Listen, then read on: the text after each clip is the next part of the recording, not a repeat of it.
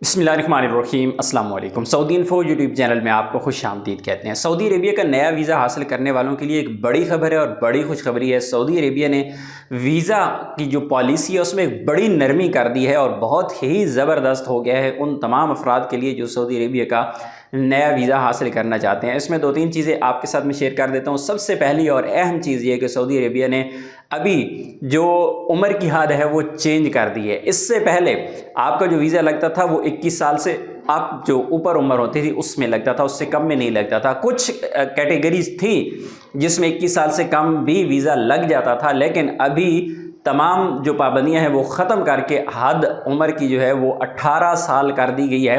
18 साल से उम्र आपकी ज़्यादा है तो आपका सऊदी अरेबिया का वर्क वीज़ा लग जाएगा। तीन किस्म की कैटेगरीज़ हैं वीज़ा की सऊदी अरेबिया में। जो भी काम के हवाले से वीज़ा हासिल करना चाहते हैं, वर्क वीज़ा की तीन कैटेगरीज़ होती हैं जो इकामा होल्डर होते हैं। इसके अलावा विज़िट वर्क भी होता है, लेकिन हम बात करने वाले हैं तीन वर्क वीज़ा के इकामा होल्डर्स की। तो तीन किस्म की है, एक है आपके लो स्किल्ड, एक है हाई स्किल्ड और एक है एवरेज स्किल्ड। अब इनमें होता क्या है कि एक वो लोग होते हैं जिनके पास कोई सर्टिफिकेट, कोई डिप्लोमा, कुछ भी नहीं होता। वो अनपढ़ होते हैं, अगर पढ़े लिखे होते भी हैं तो काम उनका ऐसा है जिसके लिए उनको किसी किस्म के डिप्लोमे की ज़रूरत नहीं होती, किसी सर्टिफिकेट की ज़रूरत नहीं होती। तो वो होते हैं सबसे लो स्किल्ड। और उसके बाद आ जाते हैं जो एवरेज स्किल्ड वाले बंदे हैं, वो बंदे होते हैं जिनके पास अपने काम के मुतल्लिका सर्टिफिकेट, जिनके पास उनके काम के मुतल्लिका डिप्लोमे वगैरह होते हैं। और फिर सऊदी गवर्नमेंट भी डिमांड करती है कि इनके पास डिप्लोमे होने चाहिए, इनके पास सर्टिफिकेट होने चाहिए और इसी बेस पे वो सऊदी अरेबिया में उनका इकामा बनता है, अदरवाइज़ उनका इकामा नहीं बनता।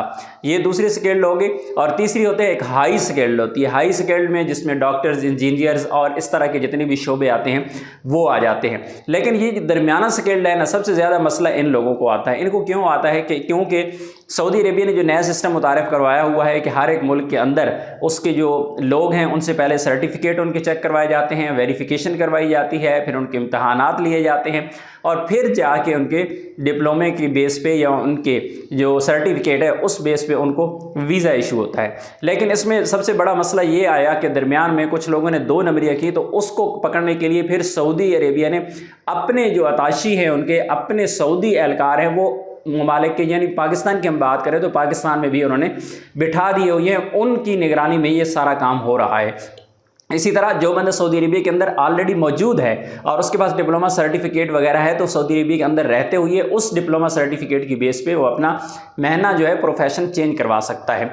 तो सबसे अहम और एक आखिरी बात मैं आपको ये बता दूं कि कोई भी बंदा जब नया वीज़ा हासिल कर रहा होता है तो आपने कभी भी गलत वीज़े की सिलेक्शन नहीं करनी है। मैं यहाँ पे बिल्कुल आपको सादा अल्फाज में बता देता हूँ कि अगर आप ड्राइवर हैं और सऊदी अरेबिया में पहुँच के आप बड़ी गाड़ी चलाना चाहते हैं और आप चाहते हैं कि सऊदी अरेबिया में पहुँचूँ और फिर ड्राइविंग करूँ, लेकिन पाकिस्तान में आपको अगर वीज़ा मिल रहा है लेबर का, अगर आपको वीज़ा मिल रहा है किसी ख़यात का, आमिल मंजली का, साए ख़ास का, कुछ महीने ऐसे हैं जो बिल्कुल सिरे से चेंज होते ही नहीं हैं, तो बहुत मसला होता है। अगर चेंज आपको करवाना भी पड़ जाते हैं, चेंज हो जाएं तो आपको 1-1 साल तक का इंतज़ार करना पड़ जाता है, अच्छी भली भारी अमाउंट लगाना पड़ जाती है।